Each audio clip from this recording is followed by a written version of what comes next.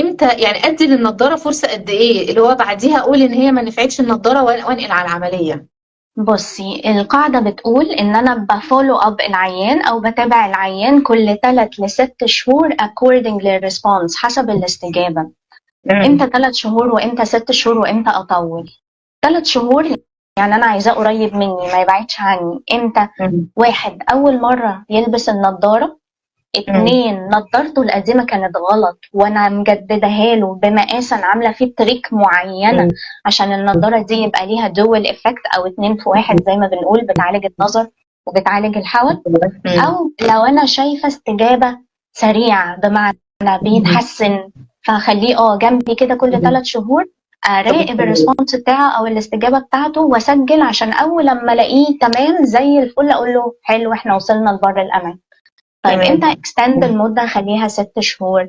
6 شهور لو هو اوريدي متابع بقاله كتير معايا فترة، وانا عارفة الفريكونسي بتاعه بتاع التحسن او معدل التحسن بتاعه عامل ازاي. لو معدل التحسن بتاعه انا مسجلاه قبل كده، اذا ببعده عني شوية، اقول له لا خلاص نتابع كمان 6 شهور. طيب لقيته مش قوي، هقول له بص قدامك 3 شهور كمان وبعد كده نراجع الريسبونس بتاعك او الاستجابه بتاعتك. تمام دون، لقيت فيه تحسن خلاص مش هتدخل جراحيا، ما لقيتش فيه تحسن ويبقى الوضع على ما هو عليه، يبقى ساعتها بكرر جراحه.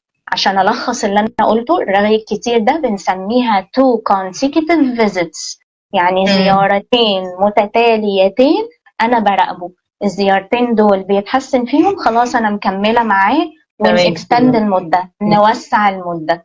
لو اوكي. لقيت مفيش تحسن في 2 consecutive visits، في زيارتين متتاليتين ايا كان بينهم قد ايه، مم. هكرر جراحه، وهيبقى دي كده اخر فرصه للنضاره تمام. عشان اشوف اذا كانت هتعمل معايا افكت ولا لا، تعمل معايا مفعول ولا لا. يعني طول ما هو بيتحسن على النضاره احنا ماشيين مع النضاره حتى لو تحسن تمام، بسيط. لكن ان شاء لو الله بيتحسن اه 5% تمام. 5%، انا مش تمام، هلمسه لكن طول ما جراحيا. لكن لو لقيتي ان انت في زيارتين ورا بعض ما فيش اي تحسن، على طول بنشفت على جراحه. صح كده.